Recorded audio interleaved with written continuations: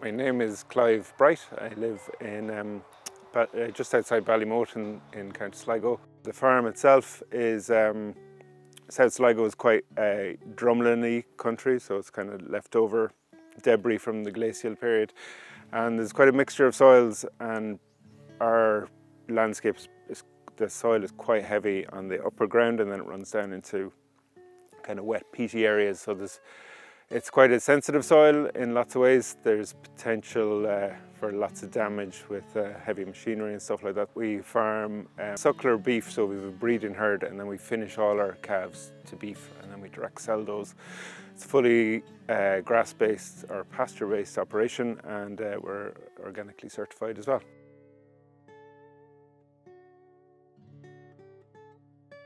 Areas where rushes kind of took over and were predominant, and that's really a sign of stagnation in the soil and a stagnation of the water cycle. And there's lots of kind of conventional ways to kind of approach that. To get to the root cause, you really need to repair the water cycle. This area in particular was planted as a shelter belt initially, but what we found by accident was that the alder in here have kind of repaired the water cycle, restored soil function. Just by using trees, it's kind of repaired that whole functionality of this area.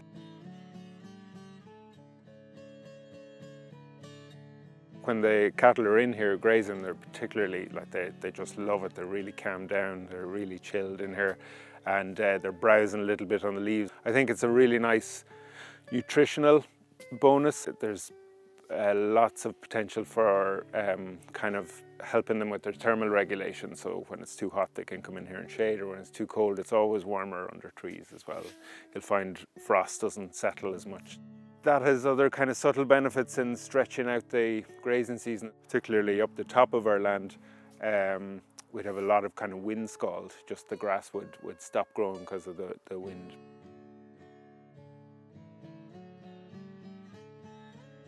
I'm quite happy to kind of sacrifice small areas in a kind of long rotation to plant them up quite densely initially, and then start letting cattle back in, and then we'll thin them back out so that they're a kind of open woodland pasture. On the better ground, where we're trying to get shelter belts in or extra browse for animals so that there's more nutritional input, we're fencing in strips, and so they're quite well-designed strips, and they're in specific areas for a specific reason with specific species in them. We've been using these cactus guards, which are kind of a spiky guard that goes around each individual tree. Because if you're running grazing cattle through, you kind of stop new stuff regenerating, so you allow regeneration in these kind of cactus guards.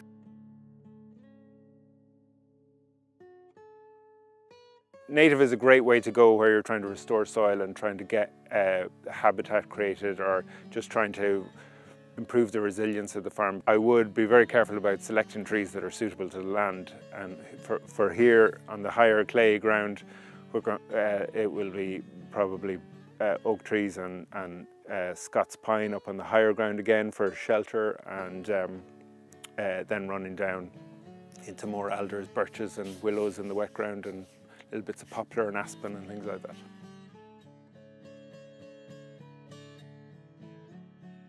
You might notice that you have a tree in a field and there's no rushes around it, and that's kind of like, aha, I've never actually engaged with that before. Or a hedge line, and like 6 or 8 foot or 10 foot out from that hedge line, there's a clean strip of green grass, and then it's into a rushy field.